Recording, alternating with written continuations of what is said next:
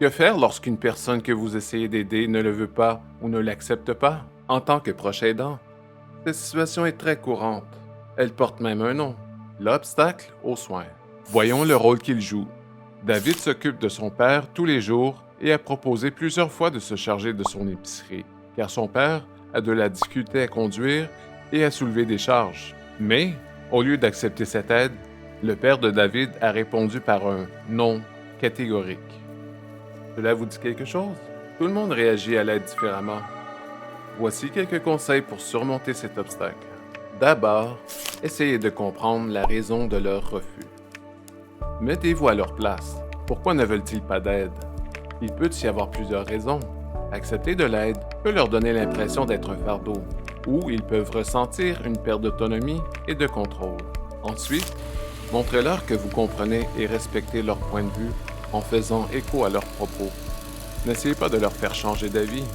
S'ils disent « Je tourne ma pelouse depuis 35 ans sans aucun problème », répondez « Je comprends que c'est important pour toi de continuer à le faire tant que tu en es capable. » Ils doivent sentir que vous les comprenez. Avec leur autorisation, dites-leur pourquoi vous voulez les aider.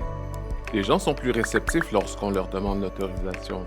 Demander la permission montre que vous respectez leurs décisions et cela leur donne la possibilité de prendre leurs propres décisions. Désormais, demandez-leur la permission de leur parler de ressources qui pourraient les aider. Faites des recherches et réunissez des informations de sources fiables.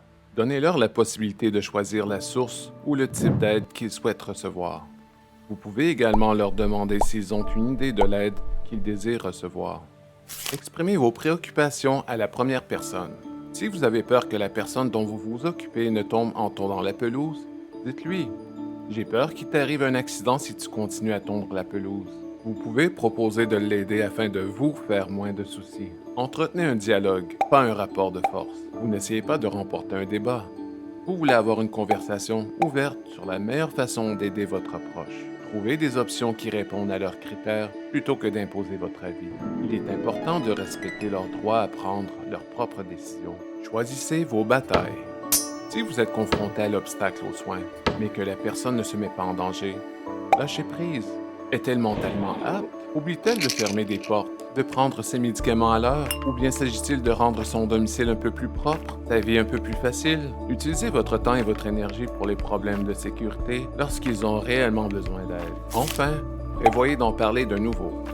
Dites à votre proche que vous aimeriez en reparler à l'avenir. Il n'y a probablement pas de bon moment, mais il est important de se souvenir que la personne est un adulte qui a le droit de faire ses propres choix. Plus vous accepterez cette idée, plus la personne dont vous vous occupez sera ouverte au dialogue. N'oubliez pas de visionner nos autres vidéos pour plus de soutien et de conseils pour les proches aidants.